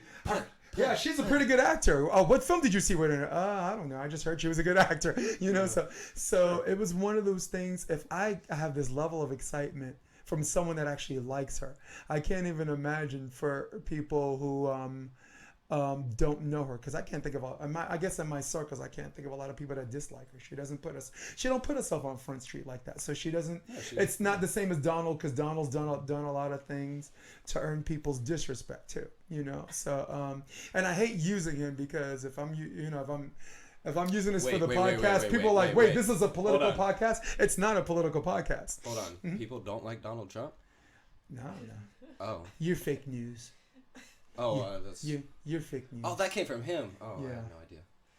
Oh my God! It comes from me and you. Oh yes, there it is. Me and. Excellent. But I think that what we're saying, like, everybody kind of plays. We've been talking a lot about roles, and in a way, we all we play a role. We play our own perceived role onto the universe. How do you think I thought it was so interesting. Hold on, sorry, not to cut you off. Please. I thought it was so interesting. We're talking, like, I feel like we're really talking person to person now. I thought it was so interesting that I even had a moment when we first started where when we started the podcast, I felt like immediately I put on a character. All of a sudden, I was like, Drew on the podcast. Yep. Like, whoever that is, I was immediately like, yeah, man. Like, I was matching your thing. And she's going to confirm, because I know I'm going to leave here. She's going to be like, babe, who the hell was that? And as we've gone through, I feel like, and maybe she'll confirm or deny, I don't know. Maybe I'll still get out. She'll be like, yo. But as we've gone on through this, I've settled into back into Drew as a person and back into who I am. And I started, instead of trying to call and response with you, all of a sudden now I'm listening to you. And we're just talking. And now we're talking. Yeah. And that was a cool transition, especially this being my first time doing something like this. Yeah. My first episode, I felt like I played a character. Yeah. But now I'm 17 or 18 episodes in now. You know, my best, this is my best strategy. I sing Gotta Give the People What They Want, the beginning of every episode. No way. The first 5 episodes, I was like, my first 5 episodes. Did you do it this way? Yes. On this one? Yeah. See, I was so in my own head. I was so egotistically like. You were singing with me. No. Well, yeah, but that's the thing. I had no idea what I was. No, what I was doing was just mimicking where you were going. And I feel like I just was able to kind of go with it. I got in karaoke mode, but in my head, like I was definitely ego, like getting prepped, like, ooh, I gotta put this on. I gotta make this good. Yeah. Instead of just being me, and my that's first so crazy. 5 I had no idea what you were singing, and so my first, I completely forgot. So about check it out. the My fact first that we were 5 singing. episodes, I would say, "Daddy's back, bitches." Right? Oh yeah. And my boss, who's like, she's a volleyball coach. She's like, I'd like to get the kids to listen to your podcast. And she's like, I'm not saying don't curse, but if your first line is "Daddy's back, bitches," it's from a Grand Theft Auto 4. Yeah. Because it was a Russian character, the main character in Grand Theft Auto 4, and they were on a ship, like shipping illegal stuff. And he's breaking, opening the door with like women. I think they were like trafficking. He's "Daddy's back, bitches." It was, so it's one of those things where like the demographic of people, the generational people identify, but I stopped doing it after episode 5. But it's crazy, circle back with it. Mm-hmm. We kind of play those roles, and we put on those fronts for people, and so I say that to circle back even to the Meryl Streep thing we're talking about. Like, what if we've talked so much about, well, what if he says this, but he's actually this? What if that's not Chris Rock's character, that's not Dice Clay's character, like who he is, right? Well, maybe Meryl Streep in that moment was playing Meryl Streep, the part of her that needed to get a message out, right? And then maybe she didn't, and this is all hypothetical, but maybe she didn't agree completely with how she was doing it, but she knew the importance, the overarching, and she did so believably, importance of getting that message out. And she did so believably, right? Like in our minds, we're like, does she watch football? No. Yeah. Does she watch MMA? No. 90-10, 90% of that message was her, 10% might not have been. Right. And that's fine. That's the role she had to play get that message out. But the point I was trying to make was, I thought her speech, the beginning of the whole thing, I said she's one of my favorite actors, and her whole speech was on point, but she struck out here. Sure. And I thought, and I'm not saying, look, I understand free speech is a double-edged sword, and I know people are going to come at me with other free speech, and let's have a conversation, but don't come to me and say it's her free speech when I'm like, no, it's free speech protects you from government prosecution. What the hell are you even talking about? Free speech does not, and freedom ain't free. You can't say, if you work a 9 to 5, you can't say what you want to your boss and say free speech. Well, you can. We talking about freedom after the speech? Okay. So, but that was fun. Oh my God, look at this. Wow. We just hit 158. This is the longest one. Hey there. We didn't just sneak through. We plowed through with a tank, dude. We did. Well, all I had to do was not have a volleyball player in this fucking show. Well, and just to piggyback a little bit on that, I think that the free speech thing, I think that's the beauty of free speech, because you are right in your freedom of speech. I feel like I am right in my freedom of speech. Everybody gets that. Yep. And that's what's awesome, and that's what keeps the conversation going, and that's what keeps us going through 2 hours of a podcast, because we have that. At least Joe Rogan's here in spirit, huh? Yeah, exactly. And I think the beauty, and coming back to another point we've made between like just that vibe and everything, when you get together with people who you vibe with, and you can have a non-judgmental type of conversation of ideas and things, and just go back and forth, say, that's what freedom of speech is all about, I believe. Is being able to have that conversation. Miranda's appreciating this free. She getting paid right now, dude. More free speech, bruh. So I'm really happy that we got to that, because it was cool. I didn't know what to expect when I came in, and I love where it went. So Cool. and Well, all the of it in quote. between. Well, the quote Shakespeare. Well, I'll finish by saying, "This parting is such sweet sorrow." Yes, it is. But I got to coach volleyball at this afternoon. I'm just gonna see if I can get right for that. Okay. I'm north of the pier. That's where my girls are at. And I was very, very happy to have you on the show. I mean, not only I was thinking of a non-volleyball player and someone that could talk on subject matter that's passionate, that I'm passionate about, and that's theater performance when I'm not. And then you looked up and saw me singing Beauty and the Beast at karaoke, and you're like, that's the guy. He's the one. He's the one. My God.